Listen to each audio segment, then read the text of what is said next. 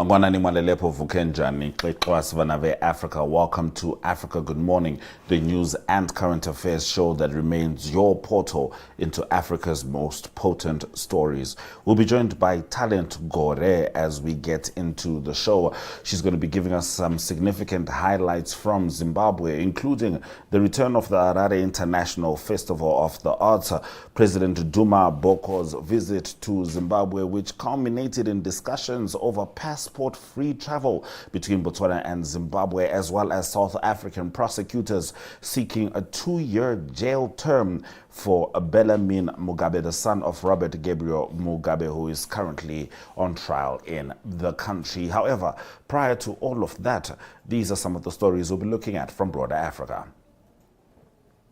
South Africa pulls back AI policy after discovery of fabricated references. Burundi's Ndayishimiye confirmed as ruling party candidate for 2027 vote. Tunisian journalist arrested following criticism of judiciary. Congo establishes $100 million mining guard to protect sector. Kenya's Sabastian Sawe breaks 2-hour barrier at London Marathon. DSTV 285, GOTV 25, OneUp2.com, Network Media Hub, and NTVAFRIKA.MY.NA. Those are the spaces that you can watch the show. My name is Ashwin Bedi. Top stories shortly.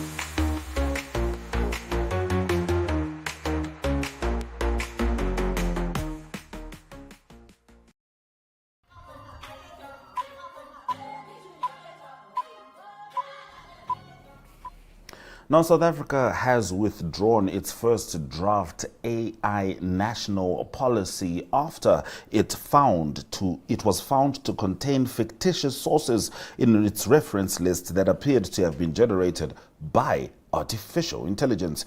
Minister of Communications and Digital Technologies Solly Malatsi said the most plausible explanation was that AI-generated citations had been included without proper verification, adding that this should not have happened. He stated that the failure was not merely technical but had compromised the integrity and credibility of the draft policy. The policy had been unveiled earlier this month for public comment ahead of finalization and aimed to position South Africa as a continental leader in AI innovation while addressing ethical, social, and economic challenges. It proposed the creation of institutions such as a National AI Commission, an AI Ethics Board, and an AI Regulatory Authority, alongside incentives including tax breaks, grants, and subsidies to encourage private sector collaboration. Malatsi said there would be consequences for those responsible for drafting the document and did not indicate when a revised version would be released, adding that the lapse showed the importance of vigilant human oversight. An AI document withdrawn because of the use of AI. Let's move over to our next story. Burundian President Evariste Ndayishimiye has been selected as the candidate of his ruling party for the presidential election, expected to take place next year, according to a statement released this week. The CNFDD party confirmed on X that Ndayishimiye would contest a 7-year mandate, though no specific election date has been announced. Ndayishimiye, 57, has led the country since 2020 after taking over following the death of longtime leader Pierre Nkurunziza. Responding on X, he thanked party members for their trust and pledged to continue working with them so that all Burundi benefits in peace. A general and former ruling party head who held various roles under Nkurunziza, he is considered the favorite heading into the vote. He was first elected in May 2020 in polls marked by accusations of fraud and the disqualification of his main opponent.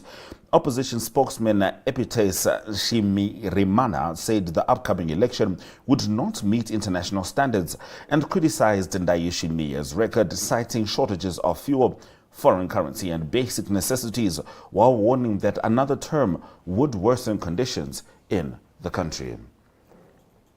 Now we go back to Tunisia, where earlier in the year we had been highlighting very heavy-handed responses to any form of political dissent, and it seems like that heavy hand has landed on a journalist. Prominent journalist Zied El Heni was detained after publishing an article critical of the judiciary, according to his lawyer, in a move that the journalists' union described as part of a broader crackdown on free speech.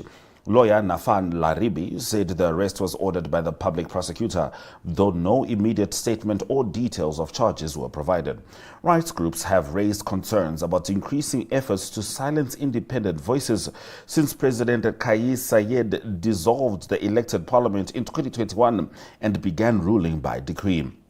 In 2022, Saied also dissolved the Supreme Judicial Council and dismissed dozens of judges' actions the opposition said undermined judicial independence and placed it under direct instruction. Saied has rejected those claims, saying he fought corruption and that the courts are now independent. The head of the journalists' union, Zied Daba, described Heni's detention as arbitrary and an attempt to intimidate journalists. Critics say Saied's consolidation of power and subsequent decrees have dismantled democratic safeguards, while authorities have pursued journalists, politicians, activists, and businessmen on charges including conspiring against state security, money laundering, as well as corruption. Now, the Democratic Republic of Congo has launched a paramilitary mining guard, which is aimed at securing mining sites and mineral supply chains as it seeks to tackle smuggling, insecurity, and improve investor confidence in the sector.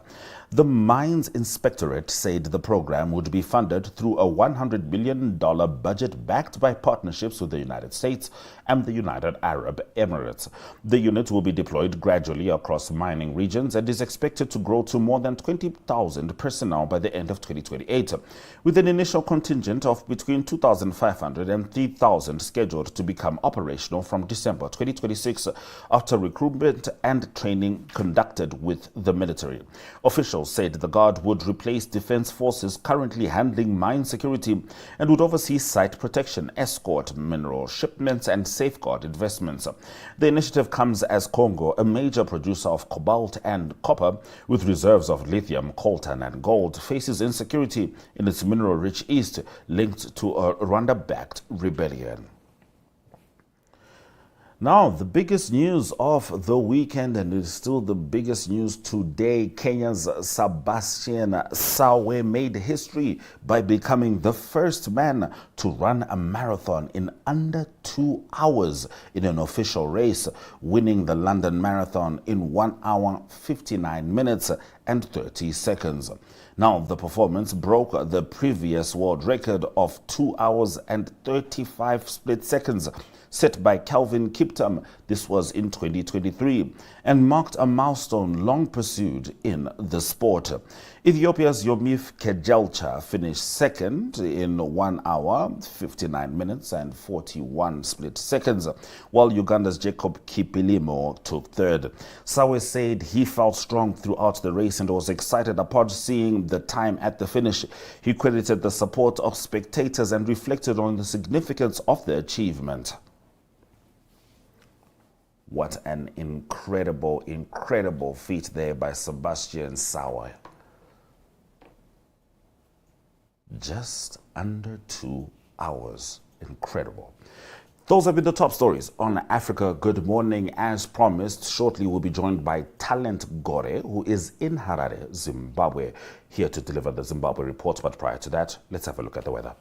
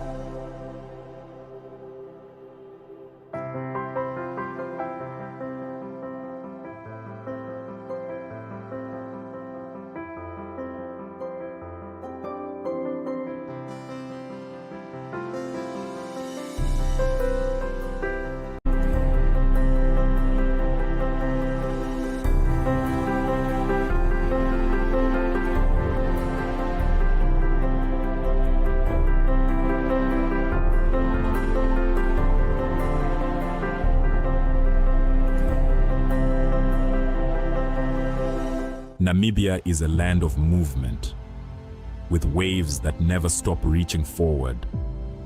Here, adventure is not something we search for. It is something we are born into. In every corner of this country, creativity rises, from artists, from athletes, from dreamers. And when the world comes to explore Namibia, they discover something extraordinary.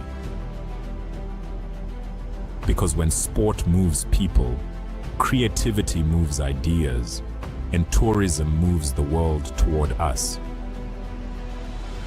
Something powerful happens.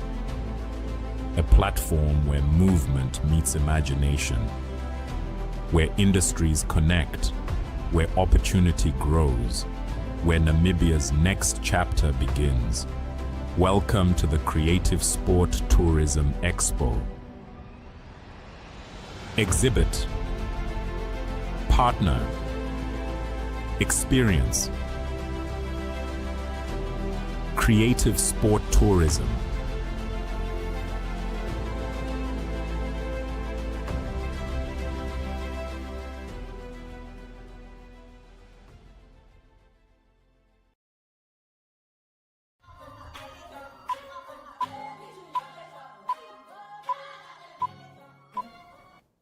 All right, it's time for us to be joined by Talent Gore. Talent Wamkase. Mamkase Afrika. Tamuka Hedu. Now, someone who didn't wake up in Zimbabwe or Namibia, but in South Africa is Bellarmine Mugabe, who is currently under trial for the attempted murder of a gentleman who happened to be in the yard that they were living in. However, after plenty discussions, couple of delays, we're still waiting on the verdict. We understand that South African prosecutors, keeping in mind, Bellarmine did admit to a guilty charge. The South African prosecutors are seeking a 2-year jail time for the son of Robert Mugabe. Yes, prosecutors have asked for a direct imprisonment for Bellarmine Chatunga Mugabe, the son of the late former President Robert Mugabe, as the South African court postponed his sentencing to April 29, which is tomorrow. The state is seeking 12 months direct imprisonment on a charge of pointing a firearm and a further 12 months on a charge of being an illegal immigrant. For his co-accused Tobias Matonoze, who pleaded guilty to a raft of more serious charges, prosecutors are seeking, so sorry about that. Prosecutors are seeking 5 years direct imprisonment for attempted murder, 12 years of possession of an illegal firearm, 12 years of defeating the ends of justice, and a fine for possession of ammunition, and 12 months direct imprisonment for immigration violations. Mugabe pleaded guilty to being in South Africa illegally, pointing a firearm, the latter arising from a separate incident just 2 weeks before his security guard, Sipho Mahlangu, was shot at his Hyde Park home on February 19.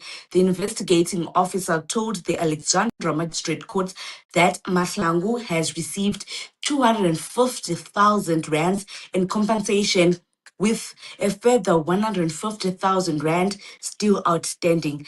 The defense countered that other individuals were present at the Hyde Park property at the time, and the gun could have been removed by someone else. The defense was also asked for non-custodial sentences, pointing to the compensation paid to Mahlangu as evidence of accountability, though the prosecution noted the full agreed amount remains unpaid. The matter was postponed to April 29 for sentencing, which is tomorrow. So tomorrow, the whole world would be watching as the Alexandra Magistrate Courts sentence Mugabe and Matonoze. Mugabe pleaded guilty to immigration violations, to being in South Africa illegally, and to pointing a firearm, but his co-accused actually pleaded guilty to attempted murder and immigration charges. So to immigration violations, sorry. So we're just going to be monitoring and see how the magistrate courts are going to sentence the two. Thank you for that comprehensive update, Talent. Now moving on to your next story. Botswana and Zimbabwe have revived passport-free travel talks. Yes, this talks actually started when President Masisi was the president of Botswana. So right now, Botswana President Duma Boko and President Emerson Mnangagwa have renewed calls for passport-free travel between their two countries, raising a proposal that was shelved after a fierce backlash from Botswana's parliament in 2023. The two leaders made the remarks on Wednesday as they witnessed the signing of 11 memoranda of understanding, including one on immigration cooperation, during Boko's state visit to Harare last week. President Mnangagwa said the two countries shared more than diplomatic relationship and called for a phased system that would allow citizens to use national identity documents instead of passports, starting with border communities and short-term travel. President Mnangagwa said harmonized immigration systems, one-stop border posts, and digital clearance platforms remained priorities. And President Boko said Botswana was developing a national identity cards that would allow travelers to store their credentials on a smartphone, removing the need to carry a physical document. He said, wherever you go, you can just tap on the go. That is what President Boko said, adding that the technology would need to be compatible on both sides of the border to be effective. President Boko also said that migration between the two countries was natural and should not be treated as a problem. Botswana already has a passport-free travel arrangement with Namibia, which came into effect in February 2023 without controversy. So there is a lot of controversy around Botswana and Zimbabwe having a passport-free travel arrangement. So we're not really sure how the parliament in Botswana, members of parliament in Botswana, are reacting to this news. But like I said before, the talk started in 2023, and back then there was a lot of backlash from the parliament in Botswana. So we're not really sure how they are taking it this time around. So we are hoping that there will be some sort of balance and Zimbabweans can actually have access and we can travel to Botswana without our passports on that arrangement.